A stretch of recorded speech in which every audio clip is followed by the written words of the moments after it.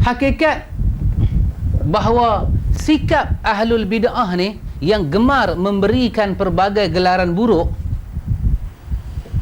ke atas ahlu sunnah bukanlah satu yang baru, malah sikap yang sama juga merupakan satu yang telah pun sebati dalam kalangan para pendahulu, mereka yang pernah hidup di zaman salafus salih.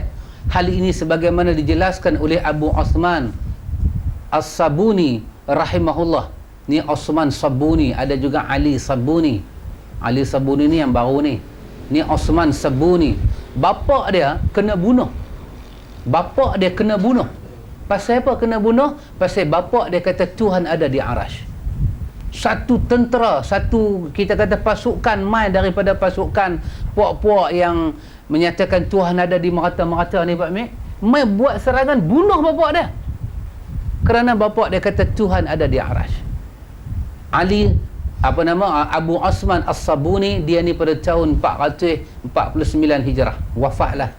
Dia kata di antara bid'ah dan ahli bid'ah itu nampak dengan jelas. Tanda-tanda paling jelas adalah sangat memusuhi dan menghina para pembawa akhbar. Akhbar ni bukan surat khabar nah. Akhbar perkataan jamak daripada khabar, bermakna hadis-hadis Nabi. Dia pun tak suka orang bawa hadis-hadis Nabi dan menyebut mereka sebagai orang hina, bodoh, zahiriah yang memahami dalil syarak secara tekstual. Dia tuduh orang baca hadis ni, dia tuduh orang bodoh, mengaji tak habis tu jadi lagu tu. Itulah baca buku tak ada guru jadi merepek macam hamba. Usalli tak ada, tahlil tak ada. Ni pada tahun 449 telah ada dah penghinaan macam ni. Tak tahu zaman pakcik-pakcik dulu macam mana saya tak tahu. Pak Long dulu macam mana zaman Pak Long. Lah Pak Long pun dekat 80 dah. Dulu masa Pak Long umur 35 memang Pak Long segak lah. Orang segak lah Pak Long ni kan. Time tu macam mana kena zaman Ustaz Abdullah Yaakob kena. Kita baru je zaman Abdullah Dalaskar dulu macam mana, zaman Pak Amir orang baru Pak Long zaman dulu macam mana. Ni kita duk kata zaman kita kena teruk dah. Ni tahun 449 Hijrah bukan kata kena, dia menyaksikan pak dia kena bunuh. Yang setahu dia pak dia bukan perampok yang rompak bank baru ni.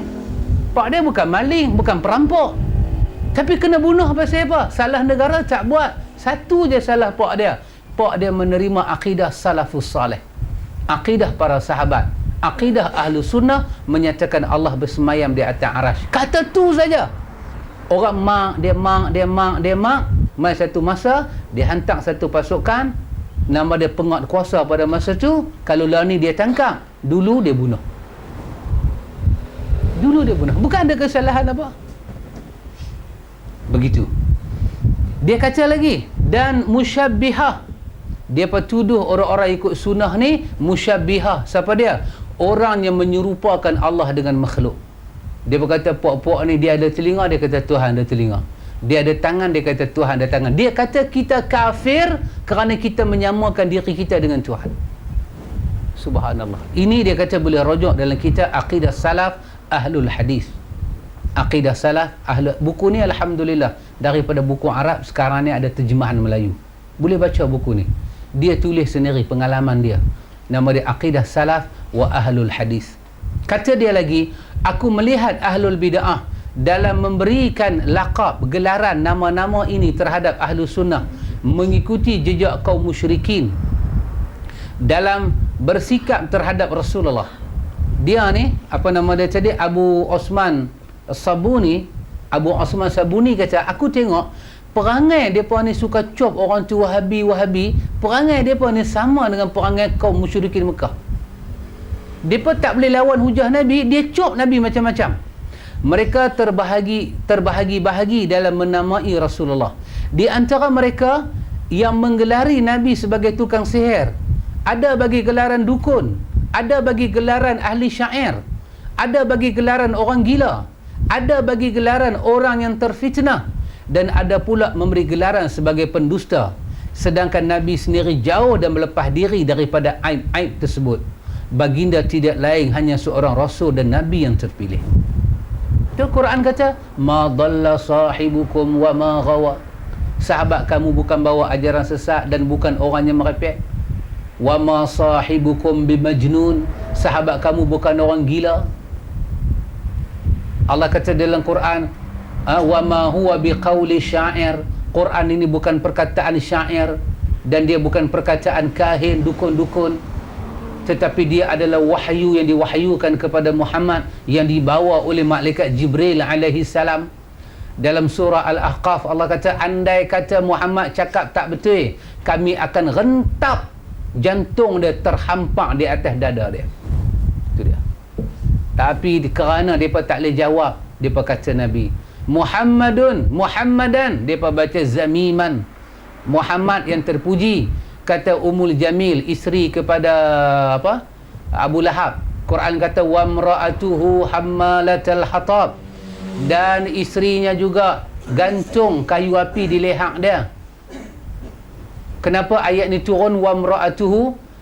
Apabila turun tabat yada Abi Lahab wa tab, isteri Abu Lahab ni orang Mekah panggil Ummu Jamil.